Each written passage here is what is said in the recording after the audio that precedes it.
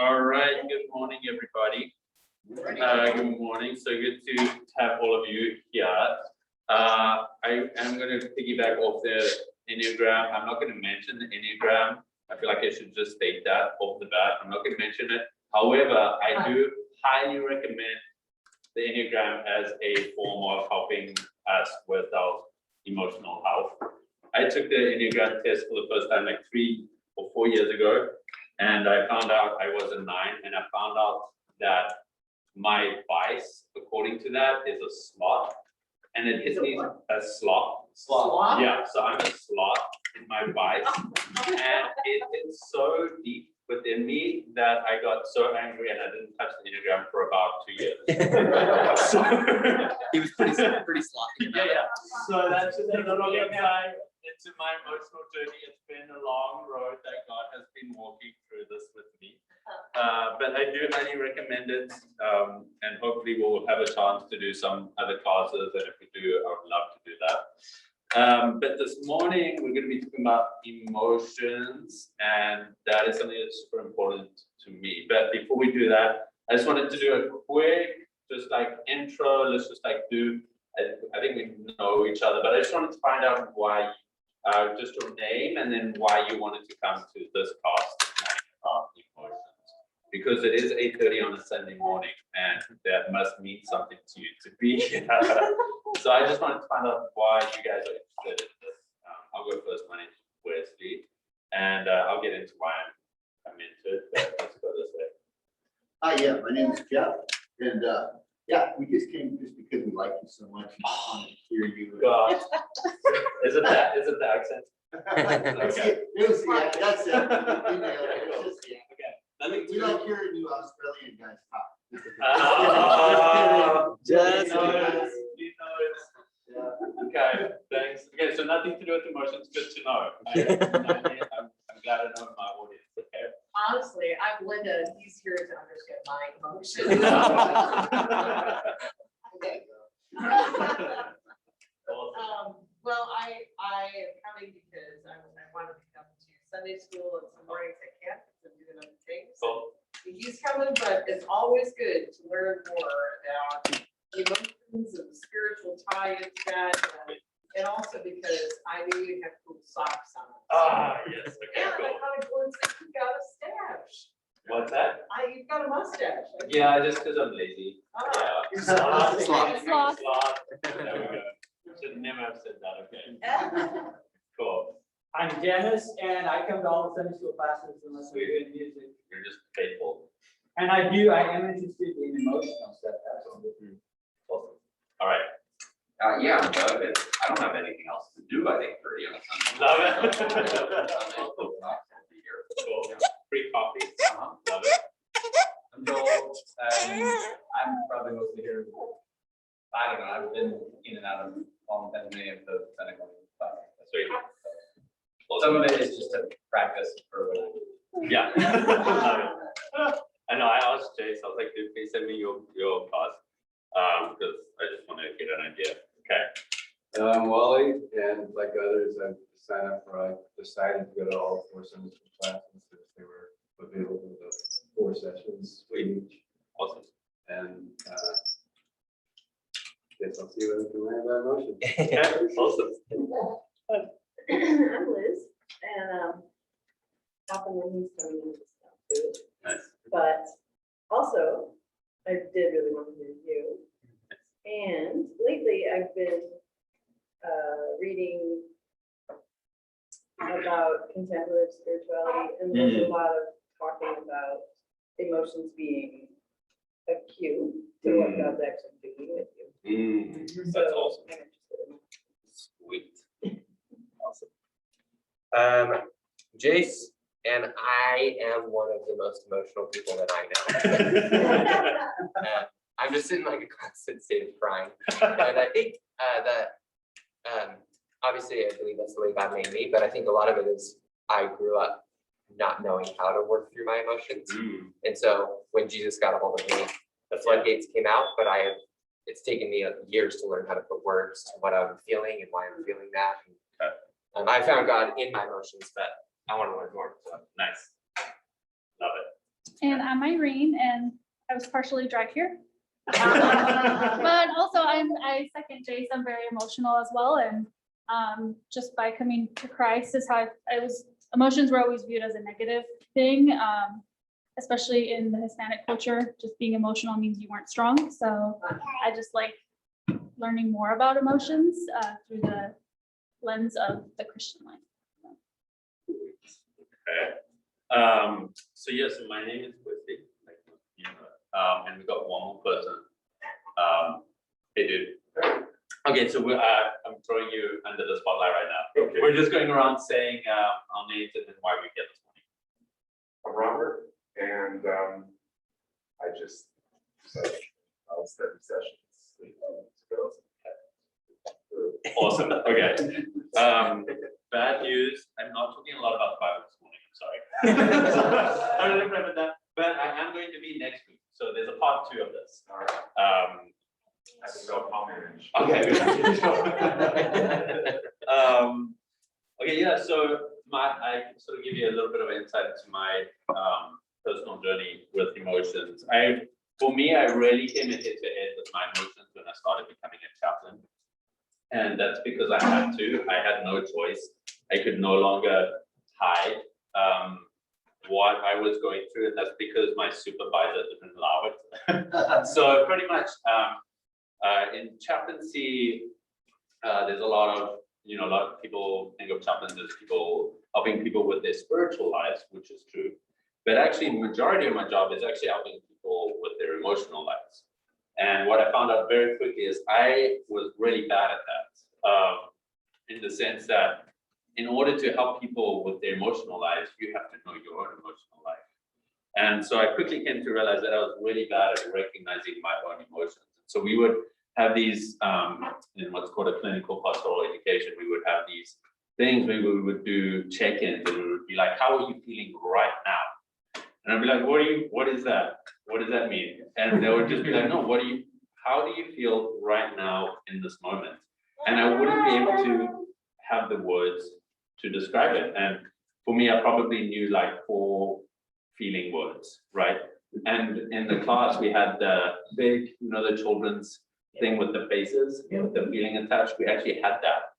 And so I highly encourage if you're someone who battles to describe or only knows 4 feelings, to have that up, it's very, very helpful, because you can go, oh, I'm feeling anxious or whatnot. So I personally came to realize how important emotions were in my own life, and also in my life of helping other people. And I realized that I actually was not able to be compassionate. I was not able to be empathetic.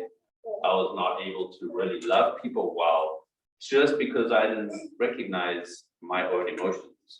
And it's so simple and it's so basic, and yet it was such a glaring thing that was missing in my life.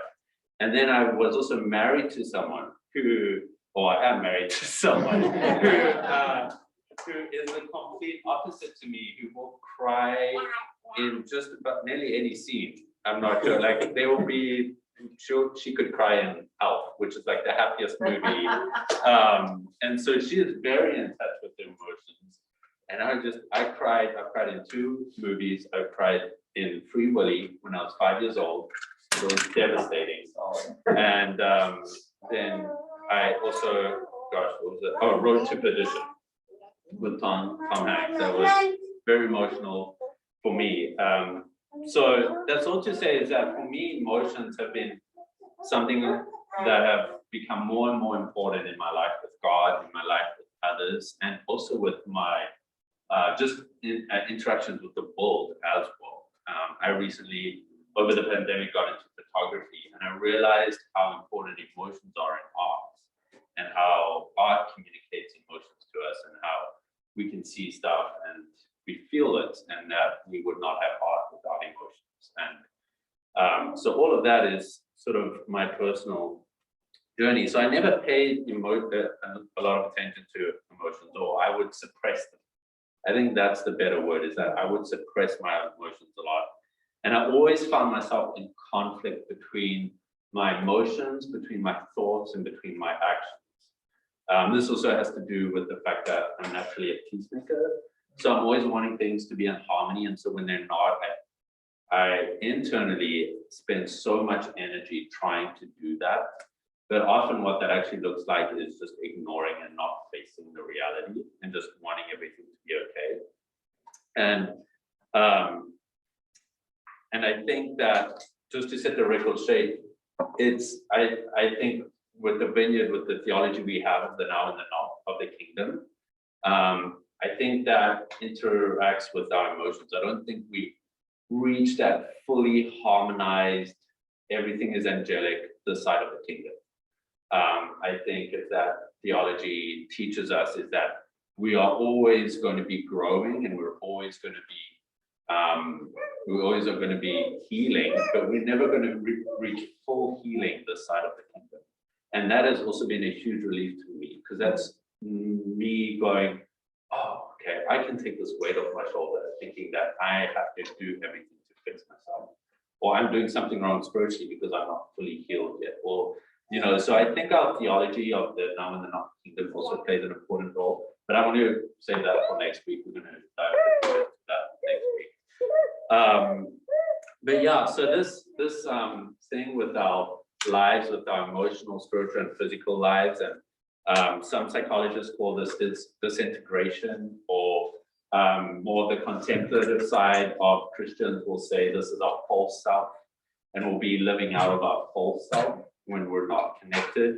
More recent verbiage is like depersonalization, and that's just becoming not in touch with our human side, and we actually become dehumanized, which is, I think, is quite important, because it shows how important this emotional reality is that we actually we dehumanize ourselves when we don't recognize our emotions. And so, but what happens in your thoughts, actions, and feelings really, when they just aren't gelling well, not only affects us, but it affects the people around us. And I've definitely noticed that too, since being married and having someone there all the time.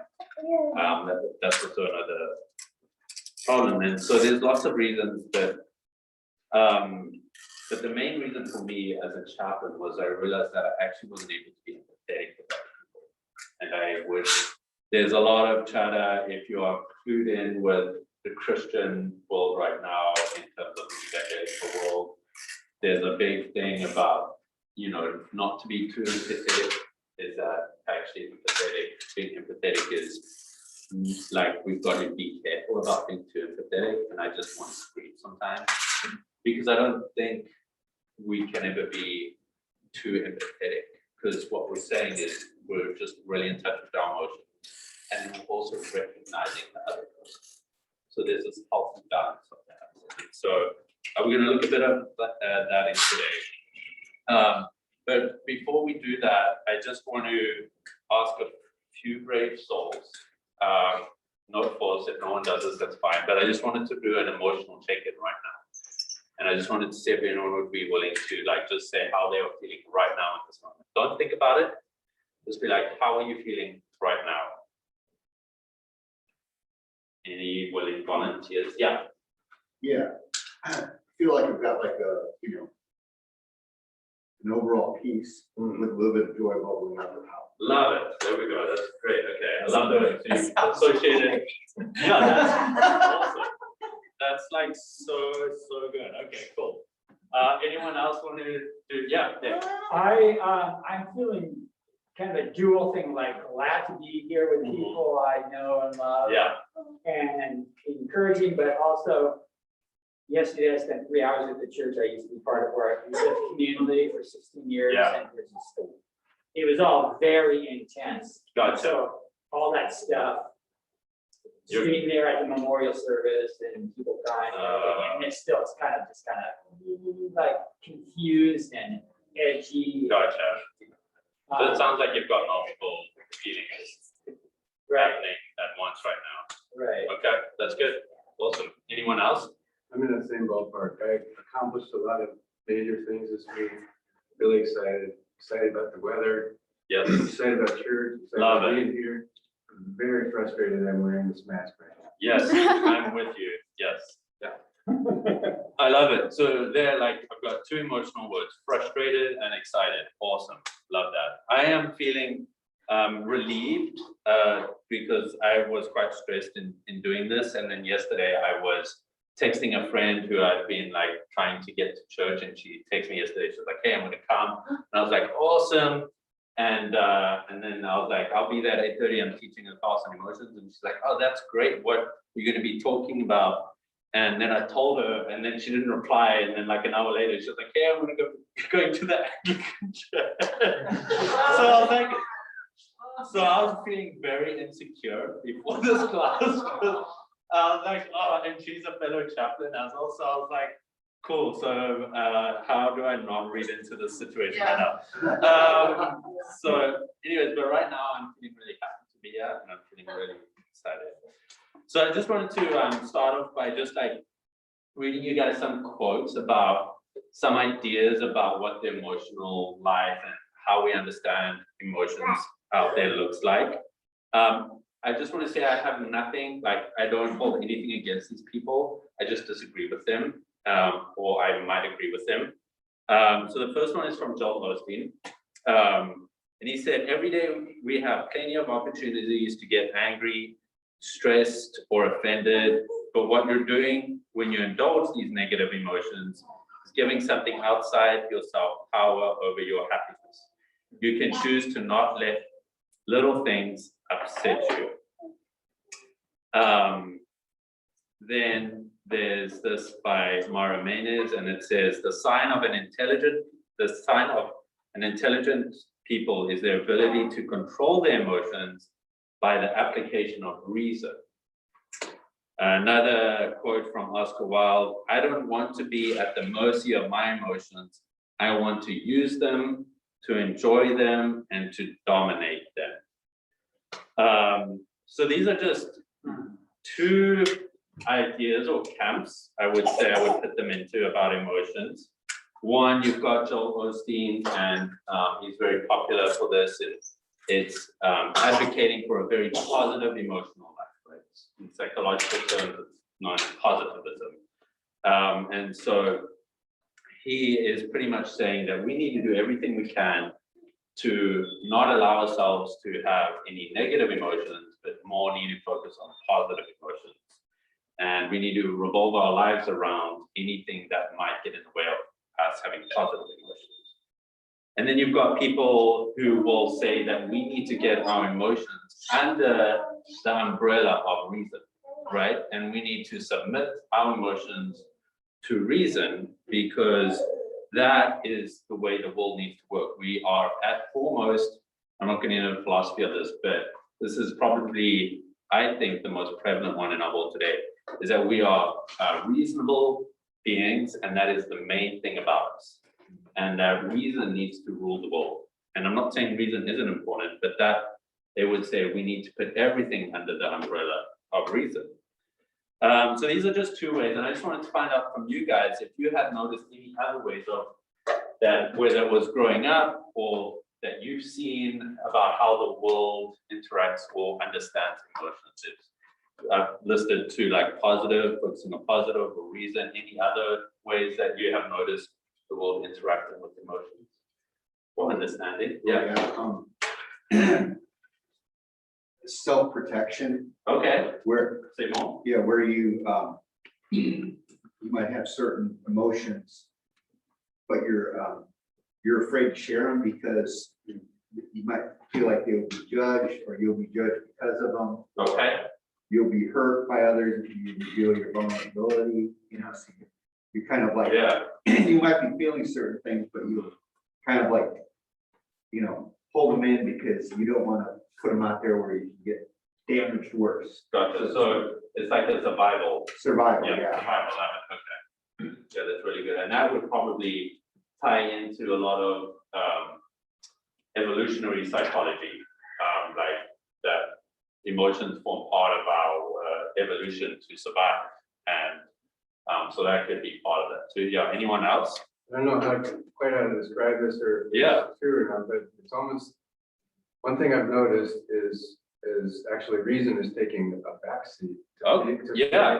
Feelings. I was hoping someone would say Feelings that. of like how I feel or what I feel is true, even, even if it just runs in the face of reason. Seems like we're going that direction a lot more. Very good. Yeah, I was actually going to say this probably, I'm sure this ties in with a lot of other stuff like Jace's hermeneutics, like understanding hermeneutics and stuff like that, that probably plays into a role. Yeah. But, growing up, emotion was bad word. So if you said somebody was emotional, that meant bad. Yeah. Yes. And I've noticed now people take the word think and they replace it with feel. So they don't say, I think this, they say, I feel. And so, well, because you only have any basis of reactionality. And I had somebody yesterday, interrupt me and say, well, you can't invalidate somebody's, and they meant to say experience, which is totally true. This you can't invalidate, someone's feeling. Yeah. And we were talking about something that was strictly numbers and statistics. And Gotcha. this is a very factual thing. And then what you do with it was subjective. If again, it was like, if you feel this way, then it overrides. And I think we have moved that way. So you feel like we've gone from one end of the seesaw and now we're at the other end. Yeah. It's sort of like that. So that's really good. So yeah, I was hoping someone would bring that up. But yeah, we also have this area where feelings become overpowering almost, and they actually become this thing where they're everything in our lives. And so it, depending on your own personal story, where you're coming from, how you've grown up, you're going to have probably one of those three general things where you either have to survive, and this is very, a lot of people in this camp will probably also go into a very trauma-based identity with feelings. And then also feelings becoming everything, and then the understanding that reason. So depending your own story, you're going to be interacting with these differently. I personally have lived in a generation where you guys are talking about feelings have become prominent. However, in my own personal story, I would say I fall into this camp, and then emotions coming under thinking more than anything. And so it's just good to have an idea of like where you stand in your own lives. And that's what I really want to focus on today, is that hopefully we can come out of here having a better idea of like our own personal experience with feelings and a better understanding of our story. It's also interesting too, because, sorry. No, go for it. I'm just reflecting on how feelings becoming everything. I can just like totally see that happening in let's just use the word culture. Yeah. Joel can blow that up in a couple weeks. Yeah, awesome. I that was like sort of the feeling I got Yeah. growing up in high school. And so my youth pastor, it was interesting because in the church, Yeah. my youth pastor was reacting against that and hammered home reason. Yeah. And that shaped me. It was helpful, but I'm looking at both of those now as a, I'm 28. 28. I'm 28. I'm turning 29. Okay. 28-year-old realizing that those were being so pitted against each other in my experience. It was like I was being taught to feel a lot, but then I was being taught to not. Yeah. Because they were like, emotions were like this thing you're afraid of, we're going to take over. Yeah. And so my youth pastor had this really intense outlook on them that was like shutting them down. Yeah. And it wasn't until 10 years, and I love my youth pastor and I have a great relationship, but it wasn't until 10 years later that I can have this conversation with my youth pastor now where he's like, holy smokes. I was doing big pendulums. Yeah. Because I was afraid they were going to just be this monster. Yeah. But that's like itself an unhelpful metaphor. Exactly. That emotions are like these monsters. Yeah. No, totally.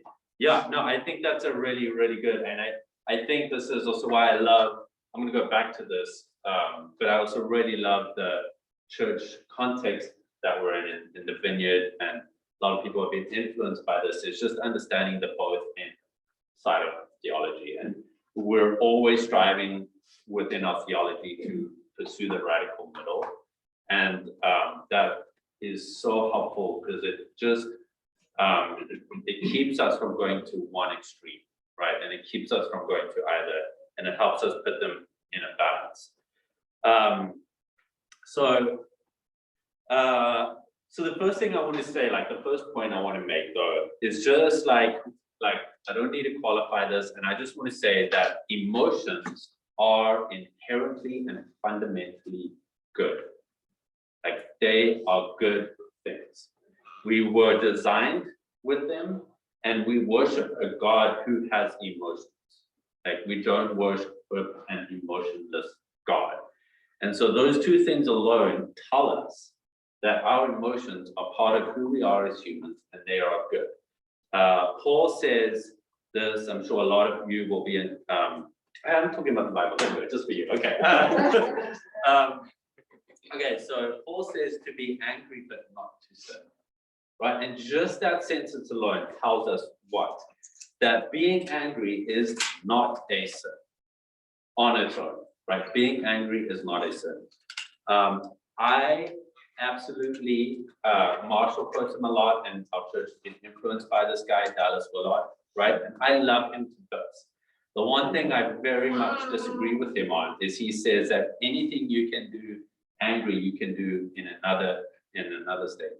And I understand what he's trying to say, but I also want to say that, and he used a reference in terms of kids, like how to parent your kids, you don't have to be angry. And I would want to just qualify that it might be better to say that if you are angry, there's a healthy way to be angry, right? Yeah. And it actually would be good for your kids to see that in action.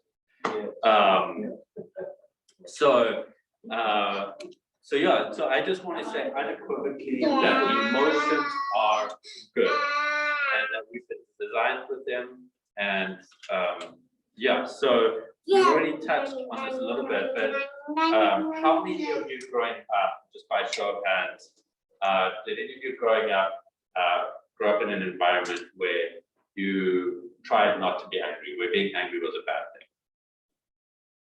Okay, cool. How many of you grew up in an environment where anger was everything? Okay, there we go. Awesome. Okay, so Wait, what do you mean everything? well, I would say like everything was expressed through anger. So there was just a lot of anger was the most predominant emotion. Okay. Okay. Cool. Yeah, I want to make sure we were agreeing to, right? Yeah. Secondly, I also want to acknowledge, and again, I'll be focusing this on more next week, but I want to acknowledge that emotions are good, and they're also integral to our discipleship of Jesus. So they are good, which means that they are good, and that we are being transformed with our emotions. So emotions are not excluded from the transforming love of Jesus. So we've got this both and reality in our lives where we have emotions, they are good, and we also are going to be formed and shaped in a way with Jesus that is going to transform our life. And so I want to focus on that. I'm purposely not going to dive into like the fall and what that means, because it just, I like my life and I don't want to have to, you know what I mean? But I've referenced some recommended resources that are really good. I'm sure a lot of you have read Emotionally Healthy Spirituality, because that's like the new boundaries, I guess, of the evangelical world. And then, how many of you have read The Body Keeps the Score? Who's the author? Okay, don't ask me those type of questions. I can't think right now, but The Body Keeps the Score is another exceptional book that is just all about how emotions are stored in our physical body and how it's a trauma-related book. So if those of you have gone through some trauma in your life, like I have, this is going to be a book that is very helpful to understanding that. And then In the Cry of the Soul is by a guy called Dan Allender and Templeton, and that's another excellent book. If you are a parent, I haven't listed this, but The Connected Parents is a really good resource. And The Connected Child, even if you don't have children, or your children are all grown up now, or whatever the case, they're really good resources to just help you. What's that one called? The Connected Parent and The Connected Child. And that's just understanding the relational aspect of emotions and your children. all of that stuff. Those two come recommended. By the way, I vetted everything that I've gone through with my sister, who is a professional counselor and has a master's in counseling. And I haven't read those last two, but that comes recommended by her, the last two. So in his book here, and this is like just a general overview of like what the person looks like. If we had to, well, that's a good circle. Okay. So if we had to look at how who we are as humans, we would say we are physical. Wow, what can I do? Okay. Physical, social,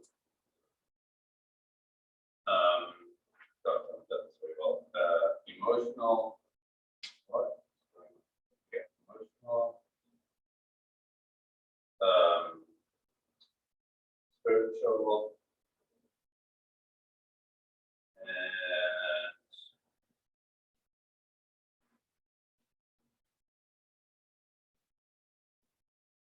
what's the last one? What am I missing? Logical. Oh, thank you. Yes, rational. Yes. Yeah.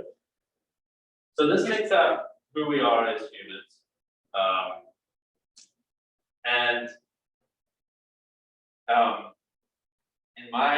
I'm not going to make this because I'm not an expert on this, but from everything I've read and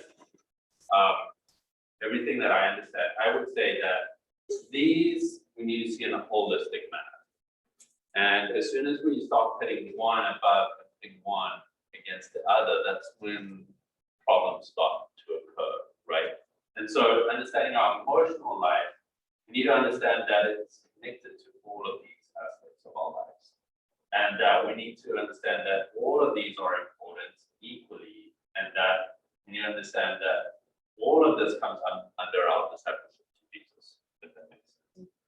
And so just for a fun little exercise, so there's 5 things here.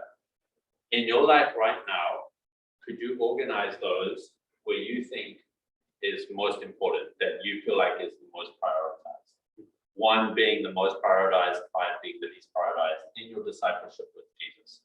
So what do you feel like, how do you feel like, another way of saying this is, how do you feel like you connect most with Jesus, and how do you feel like Jesus has do you interact with him on mostly on a rational level, on a social level, with church, on a physical level, meditation, something like that, on an emotional level, or a spiritual level, like we hear directly from God, that type of thing. So if you could rank them, So what you think. physical, you're saying is about, so we're to see each of these as connecting to God, not like Yeah. physical, like you exercise. or something. That could, no, that's what I'm saying. So I'm saying, do you feel like you connect to God through running? Oh, I If see. that makes sense, yeah, Sure. yeah. Okay. Do you feel like that has been the bigger priority in your life? And I'm not trying to say that's a bad thing. I'm just helping you guys just to see where you're at with your walk with God right now. And we will go through seasons where we prioritize some more, right? Just because we're human and we can't keep a perfect balance. But I think it's just more about being aware of where we're at. For me, right now, I would say that I'm in this camp just because of COVID, and I value so much the social interaction with the people of God. And I feel like this is how I'm connecting to God the most right now, through small groups, through meeting with people, and all of that sort of stuff. All right. Does anyone want to share those? I wanted to get an idea. I think there's a blurry line for me between emotional and spiritual. Okay. In fact, I would say that like, if I get emotional, maybe I chalk that up to having had a That's really good. spiritual experience. Yeah, yeah. And so and I would even say I fall prey to maybe this temptation to say something wasn't spiritual until it became emotional. That's really good. Okay, that's awesome. So you would say that you're actually, these 2 camps are really close for you in your life. I don't know if they always are, Okay. but when they are, Yeah. then I sort of feel like I had some victorious. Gotcha. moment to break Awesome. through. Okay. Good. Anyone, did you? Sure. Yeah. This is hard, because I know that if one is low, Yeah, and the rest of them suffer as far as like, they might all exist, but they don't exist in the context of my relationship with Jesus. yeah, And so it's like, if my physical is off, I've noticed, okay. I'm gaining weight, or I'm being like, lots of Netflix binging. Yeah, It leads to like more of one begets more. Okay. So, you know what I mean? yeah, So, and also my view of spiritual is I sort of like, I don't kind of see it as one slice of that pie. Yeah. It's sort of all of, yeah, because I believe who we are spiritually is infinitely more important than Okay. the other three dimensions. That's good, okay. Of our time, space, and matter that we are. Cool. So I can't like, so I don't, I'm like that, like I'm suspect of my emotions, because so much of my life, and I think kind of the way what they were saying earlier, it's like the quest for good emotions is the proof of something else. yeah, And I'm like, no, maybe I should be questing after happy, because happy, I've been happy 1,000, 10,000 times in my Yeah. life, just as much as I've been sad or angry. Yeah. They come and go, so they're not the end all. So this is a hard one for me, but I'll just use an example maybe to your question. yeah, If I don't do physical, if I don't get out yeah, and do the physical part of my life. Yeah. Then the rest of it slowly starts to like gotcha. blob away. Yeah. Yeah, No, yeah. No, and I so appreciate that. But it's the same for all of them. It's Yeah. not like I'm out like running marathons, because I'm not. Gotcha, yeah. It's And- discipline. And I also thank you for sharing that, because I know that this is not a perfect summation. I want to use this to just help us understand the different aspects of our lives. And I would also probably tend to agree with you that spiritual probably is probably the one that leaks a lot into all of these. You know, I'm sorry, I Yeah. answered the negative. I actually answered your opposite of your question. But Yeah. If physical goes away, then that's not your question. Yeah. To answer your question, I would say I intellectualize my faith so much, and so the rational part of my brain, Yeah. like the Bible makes sense to me, theology makes sense to me, Yeah. human relationships make sense to me. If you can fit it in your. Right, and Yeah. then if I could understand the other part, that's what I'm doing. I'm literally doing it right now. Yeah. No. Thank you, Jesus. Like, we're supposed to be like, Yeah. And that's awesome. So, yeah, that's my goal today is just to help us understand. And the reason I'm using understand instead of think, because I feel like understanding involves emotions. And I feel like when we understand stuff, we understand it on an emotional level, and we can think through it, but also know the emotions that comes from it. So, okay, awesome. So, we've got like 15 minutes left, and I wanted to try hone down on two things that we can sort of focus in on in terms of our goal, two simple things in terms of understanding, thinking, feeling about emotions. And that is one would be being aware of our emotions. And then number two is communicating our emotions. So I would say no matter what, no matter where you stand, if you think more, if you're any part of your life that you're in right now, you can be someone that's very emotionally involved in your life. You might not be. No matter where you are, we all are wanting to become aware of our emotions. And then not only that, we also need to communicate them. So yeah, we can hone in a little bit more on that. So if you're on your phone or if you're writing this down, I just wanted you to answer this question. On a scale of 1 to 10, right now in your life, what would you say, how in touch with your emotions are you? In other words, how aware of your emotions would you say you are? Do you mean is 10 that you are feeling those a Yeah. lot? So 10 would be like I know when I'm feeling this. I'm always aware of my feelings. Okay, so it's not that you're feeling a time, it's that you're aware that you're feeling. Yes, I want to qualify that. Thanks for bringing that. I want to qualify that. So my beautiful wife, would be described as, just in general terms, as being an emotional person, which I think is not helpful language at all, right? Because that means that I'm not an emotional, you know what I mean? So she is not an emotional person. She is a person who is aware of her emotions, and more than that, expresses her emotions more physically than I do. Okay. I would describe Irene in that way, and that might be helpful. And Irene, you would now rate, but what you're rating right now is your ability to talk about how much you're feeling? Yes. I see, okay. Well, I'd be- yeah, I'd be like a 10. yeah, and again, so we're not going to go to communicating. So just on a scale of 1 to 10, Oh, how I see. aware are you of your emotions? I see. Yeah. Okay. Anyone want to be brave and share? Yeah, I think I'm about 7.8. that's very specific. I love it. That is awesome. Yeah. I think I usually can tell how I'm feeling, Mhm.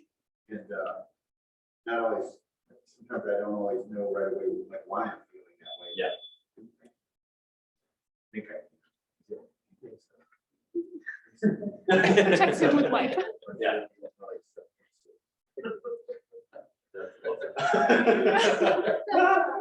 Cool, yeah, I'm an easy 9, and awesome. Oh, even though I said I use rational to be close, it's because I'm such an emotionally driven person. But I use everything else to try to offset.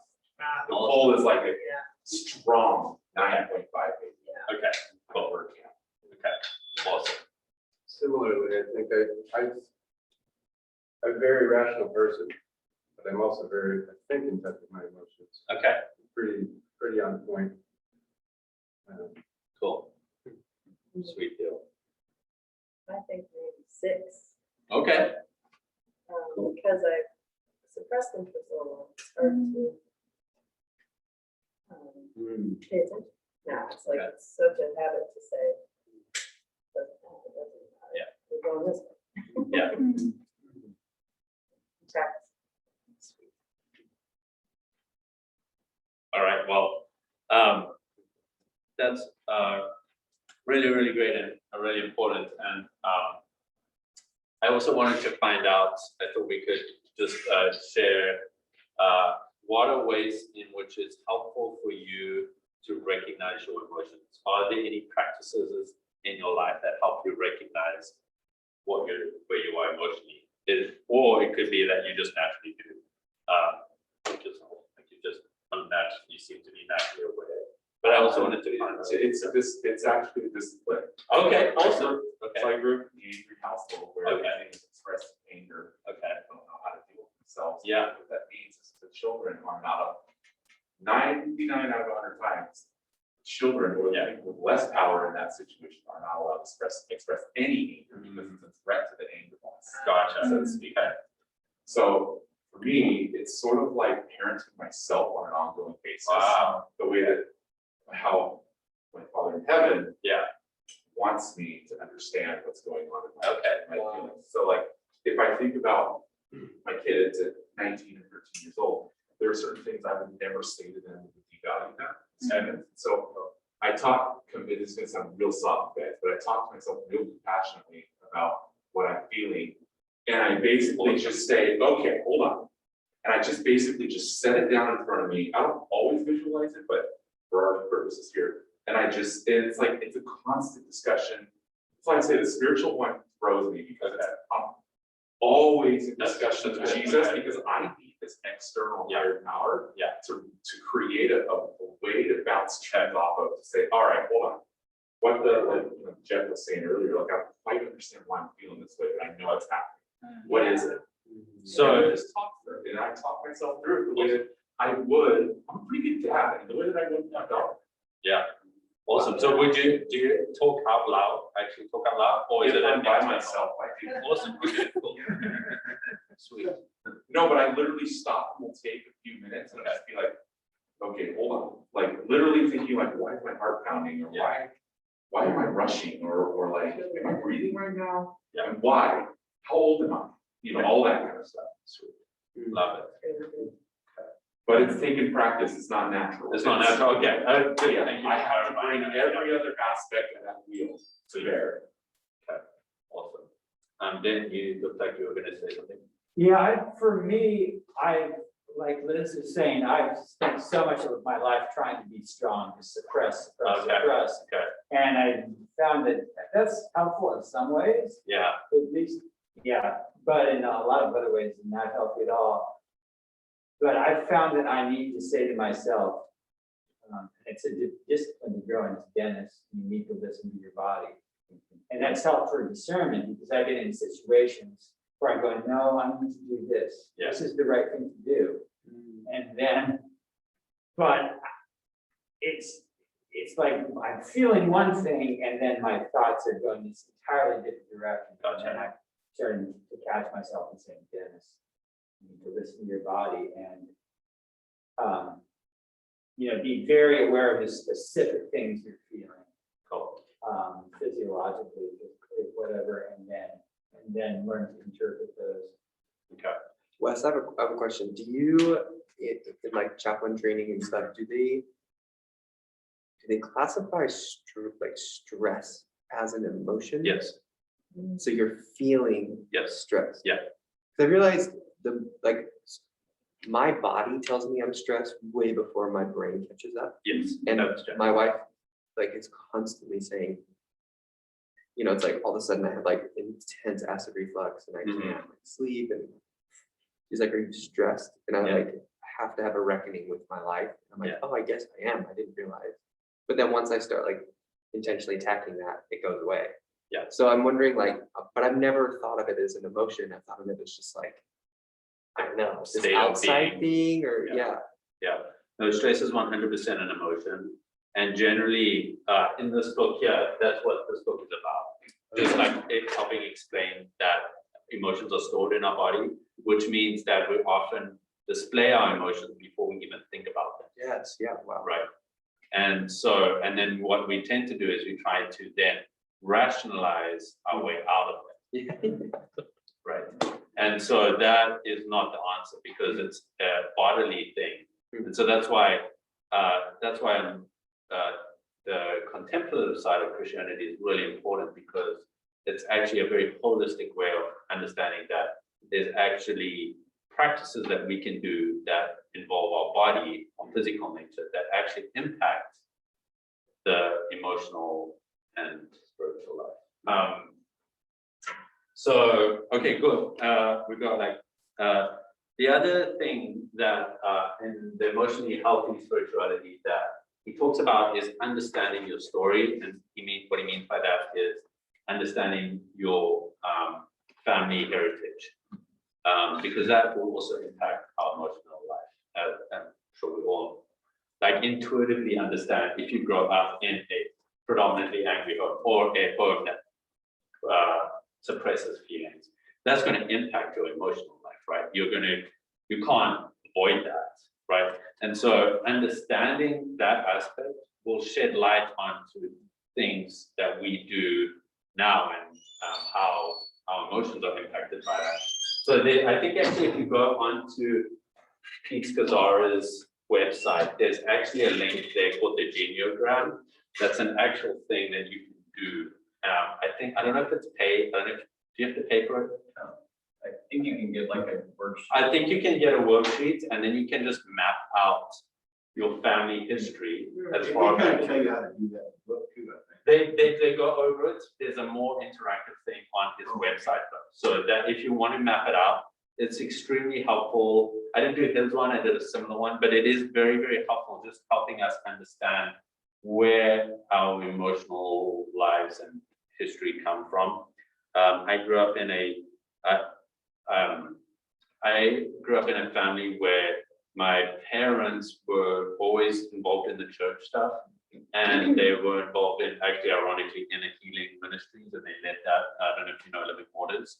So they led that in South Africa, and we always had people in our house who were going through divorces or troubles or whatever. But my parents set aside their emotional life, and it actually has caught up to them. But it wreaked internal havoc within our life that I didn't know about. I thought we were the perfect Christian family because we were doing all of this and everyone loved my parents, all of that sort of stuff. And then come to find out later that actually there was huge internal chaos going on, right? And so I grew up in this home that suppressed feelings. I tell this story where my parents, I had an amazing relationship with my dad until the age of 7, and we were very, he would hug me all the time, and there was a lot of love, and I felt very secure in my relationship with my dad. And like the age of 7 or 8, we were picking him up from the airport, and he came and hugged my mom and my sisters and gave them a kiss, and then he shook my hand. And it was the first time he had ever shook my hand. And it literally, for me, I would classify that as one of the most traumatic events in my life. Because it completely changed our relationship. From that day on, my relationship and how I related with my dad was forever changed. Because he shook my hand, and that was so foreign to me and my relationship with him. And it caused this massive drift between us. We've spoken about it like 5 years ago. I brought it up with him, and we spoke about it and everything. And I come to find out that at the exact same age, that's what his dad did. Oh, wow. And so he was carrying a generational pattern into our relationship. And he didn't even, he was not even aware. He just thought that's what you do, right? That he was like, you're now growing up to be the man, like you need to then act in this way. And that caused massive emotional trauma for me. Now I'm aware of it. And so I'm going to go into my family or, knowing that that is a very integral part, right? And so understanding that dynamic of your story is super important. Okay. And then the last one to move on is to communicate. I've got these things I literally have gotten straight from this book here, if you want to go and reference it. But communicating involves two things. And I know that there's lots of ways to communicate, but I'm going to primarily put this in a context of speaking to another person about it. Communicating involves speaking and listening. And it's actually really important that we realize when we're speaking, we're actually, I want to say that take that opportunity. Like, don't belittle the act of speaking to someone, especially when the space is given for you to talk about your own feelings. Own that time. Like, make sure that you are talking about what you need to talk about. And there's simple things that you can do. Like, for instance, there was this thing when we went through the chaplaincy thing, it was hilarious how few times we said the word I when it was related to how we were feeling. Because we generally go, oh, well, you just feel like this. And they would be like, oh, really? And the supervisor would be like, I don't. And so using the word I differentiates yourself, and you take ownership of your feelings. And so when you're talking to it, own your feelings, use the word I. Funny story, the vineyard, a part of the story of the vineyard was because the small group of people, the Fullertons, Bobby and Penny and them, started a group, and they were so fed up with people blaming others and using the word you and everyone out there. So they said, you're only allowed to use the word I in this group. Whenever you're talking and you want to talk about something, you have to use the word I. And it actually birthed this recognition, and everyone just started repenting because they just went, oh my gosh, I feel like this, I think this, and then they started realizing all the stuff that they were taking on, all the stuff they had received, and then they just started like pouring out to God, till the Holy Spirit came down and sort of was a big part of the Vineyard movement, ironically. So using the word I is very important. Be brief if you can, just so you are able to pinpoint what you're actually feeling. Correct the other person. This is very important. This is not a science. It's a science and it's art. So if if someone said, oh, do you mean this? Be like, no, I actually don't mean that. So like how you corrected me, actually, no, it's not natural. That was awesome because I am further clarifying. Otherwise, I would have gone assuming you're just a naturally person. So I appreciated that. And that is so important that you are able to clarify with the person what you're actually feeling. Continue speaking until you feel you've been understood. And when you don't have anything to say, just be like, that's all for now. So really utilize that time of speaking. Okay, we're at it, but I'm going to rush to the last bit, and then as the listener, put your own agenda on hold. And I see this all the time. And what we will want to do when someone is expressing their emotions with us is we will want to help them make them feel better. Right? Our natural thing is to try take someone over the valley and build a bridge to get them over the valley rather than going through the valley with the person. And that's because it's hard to go through the valley with someone, right? And then allow the person to speak. And then this is what we do all the time in chaplaincy, is that we just reflect what the person has told us. And so just see if you can go, okay, so it sounds like, these are great words, it sounds like, or it seems like, or yeah, those are two great. Just it sounds like, or it seems like. I hear you say, awesome. And then allow to be corrected. Don't be afraid to be wrong. You're just going, oh, this is what it seems like to me. Is this right? Is this, and so just give them space to allow them, just like you are able to clarify your own understanding, give them the space to do that. Okay, sorry we rushed through the last little bits. But yeah, next week we're going to focus on more on Jesus's emotional life, and then how we can, what discipleship with emotions looks like, what practices are good, all of that good stuff. All right, y'all. Thank you so much. Thank you. Thanks so much. Hey, Leslie, one of the things that we're using in our school district Yeah. now, because we're all about social emotional learning now, Oh, okay. is this thing called a mood meter, and we're actually doing this as a staff. That's awesome. And there's the 4 colors: high energy, unpleasant, high energy, pleasant, Yeah. low energy, unpleasant, low energy, pleasant.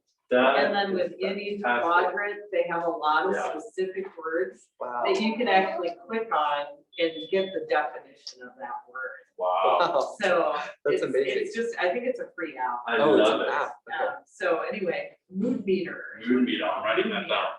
That's great. Yeah, so, yeah, our staff meetings lately have been about making a charter for like, how do we want to feel as a staff? And coming up with the 5 top words, and what does that mean to us? Yeah. And, all that kind of stuff. Wow. But also then carrying that through with the kids. With the kids. Love it. Seems like so much of this work. I'm just thinking about that app, and it's like it almost seems ridiculous, like Yeah. superfluous, Yeah. silly work. But then you put it in the context of an emotionally stunted home, like Yeah. a Yeah. rough home, or like I was describing the anger boss, that like you can't take any anger because he gets all the Yeah, anger time. yeah, It's like, oh, well, no wonder we need apps to Yeah. help us just get vocabulary Well, down. I mean, It's to like, give it some perspective, I mean, how I like Ubuntu was started because of an emotionally stunted man. yeah, well, never put it that way. Right. Actually, correct. It's like because he grew up traumatized, wasn't able to express his emotions, wasn't able to, and so he channeled that into killing people. Jeez. It gets crazy. Yeah, and what's even harder is that when you take the time to make space for it, you realize how important it is, but then you also realize how much neglected it is at the same time, and that's also hard. But the freedom that comes when you allow yourself to feel is pretty insane. Yeah. And then you realize how much stuff that you have onboarded that are not important especially with the life of Jesus. And yeah, Yeah, it's like, I took 2 years of working through language given to me by the Enneagram to process how emotionally unhealthy I was. And so I built up this immense amount of distrust for the emotions of our society, because I'm like, man, I don't trust you as far as I can throw you, because I learned how hard it was for me. yeah, It's like, I need to do all this work with Jesus and yeah, to like learn how to have an emotionally healthy level. So it's like, my first reaction in regard to like when I hear other people talk about they're leading with their emotions, yeah, first thought is, I know, I'm like cynical. I'm Yeah. like, you have so much work to do, because I know I had to do this intense amount of work. But then the most, like recently, it's like the immediate feeling I'm getting instead is like such compassion, because it's so like people need so much help and compassion to like learn how to navigate those waters. yeah. It's like, it is so trialsome out there just to learn how to be an emotionally healthy human being. But yeah, and that's like why It's crazy. that's why like I think the whole practices of slowing down and all of that Oh, yeah. is so hard and so important. It's so hard because we realize how much stuff we've gone through that we've completely diminished. Yeah, I was really struck by your Yeah. formative years, because mine was the opposite. So Oh, I've always emotions in been, the church. well, yeah, with the church, I've always been a believer. But then junior high and early high school, get saved every summer. And then there was an altar call. And I remember saying, Jesus, he's speaking directly to me, but I am not responding, because I don't trust my emotions. I don't trust guilt. And I shut emotions down for about 10 years. And then Joel was born. And The emotions I get just started blubbering all the time. I cried commercials. You know, I found a commercial the other hand, I'll look over at me to see if I'm crying or not. You know? And so it's like I've been in the whole spectrum. Wow. Wow, yeah.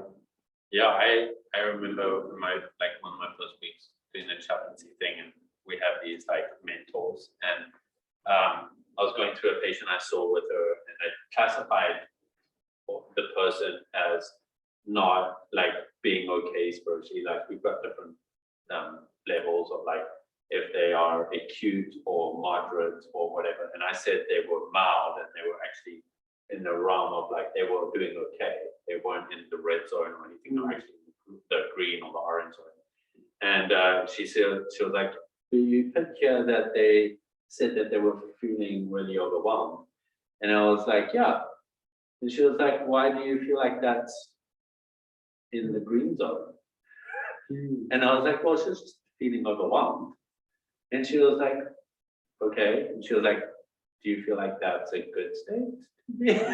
And I was like, well, it's not that big a deal. And she's like, oh, it's not a big deal to be overwhelmed. I was like, stop. I was like, I feel so seen right now. And it's so hard. But I realized, I was like, oh, I'm just so used to feeling overwhelmed. I was like, oh, it's not a big deal. Yeah. It's just like, oh, I'm feeling overwhelmed. Yeah, get a grip. Yeah, just like, oh, just get yourself together. I got it. I'm feeling overwhelmed. And I was like, oh, dang. I was like, that's a big deal if you're overwhelmed. Like, that's telling you, your body is telling you something. And I was like, geez. So, yeah, I mean, if, like, I just assumed that, like, being overwhelmed is normal part of life. You know? That's amazing. I know, I think that's like, Go ahead. that's why I'm like just now as an adult learning how to spot stress. Yeah. Because I guess just like as a kid of divorce, multiple divorces and trauma, stress becomes like the normal. Yeah. It's like, you just like, I don't have language for it yet. Yeah. It's just like, why is it taking so long for me to realize this isn't the normal state to live in? This is a heightened state of stress. Yeah. It's crazy. I can't believe it's taking me 28. It's Crazy. And that's why like the communicating with others is so important, because you also hear from other people. Yeah. Oh, wait, it's not like that for everyone. Wow. And you're like, oh, wait, that's Right. not normal. I know Mick grew up in such a healthy home that when I like tell her how I'm feeling, she like has to stifle a laugh. She's like, that's insane. That's an insane way to feel Yeah. if that's what you're always feeling. Yeah. There's no way that's healthy. Yeah. Yeah, it's crazy. I'm kind of like, not going back to my past or anything, but, you know, you just kind of like get used to living in certain modes of emotion. Yeah. You just. Sorry. Love it. I just feel. Yeah. But, Wow. like, I've like a purpose, like, to abide in the Lord, and I felt like God, like, every time I get with him alone, he's just telling me, you know, to live in his peace and to cultivate that and to get rid of the things that cause noise. Yeah. To get rid of the things that cause anger. Yeah. And that way, like to basically build a baseline of God's peace. And then when I, it helps me to be aware, like when I feel things, whether they're anger or frustration or whatever, I recognize it because I'm trying to cultivate that, like living in God's peace and living in his, like abiding in him. Yeah. So that when things come in, I can recognize them and kind of like tend the gardens of my heart where I don't like allow it, like, oh, okay, I'm feeling frustrated. Why am I feeling frustrated? Why am I feeling angry? Why am I feeling hurried? Yeah. And because like when I'm in God's peace, then I can hear him. But when I'm in like anger, worry, hurry, frustration, or whatever else it is, sorrow or despair, you know, it's like that's what you hear when you're in that. So I try to get back to the peace of God as quickly and as expeditiously as possible, and like deal with the things that come up, and not by like burying them, but by bringing them up to the Lord. So God, I feel frustrated. Yeah. My relationship with so and so. God, I give that to you. And is there anything I need to do, like to, you know, beyond giving it to you? Is there things I need to do? How can I make this better? Like just getting back to that place where peace is the norm. It's good too, because Jeff, I feel like you model well. At least in prayer, I've seen you model like righteous anger. Yeah. Because it's like the Bible portrays God as being angry, but he's angry righteously. Yeah. And it's like, how on earth do you even know if you have righteous anger? If you're just angry all the time. It's like, right. Right. It's like Jesus knew when to like express anger. Yeah. And that to me is one of the miracles of life that's possible, that a human being can know when to express righteous anger and do it well. Is like, I have such a long way to go. So I feel like it's all the more reason to shepherd your emotions, because there's going to be a day when you have to express anger. Right. So you want to be able to do it well. Well, I think like going back to it, I think like the first step is like, I think we try and get to the righteous anger before knowing where we are.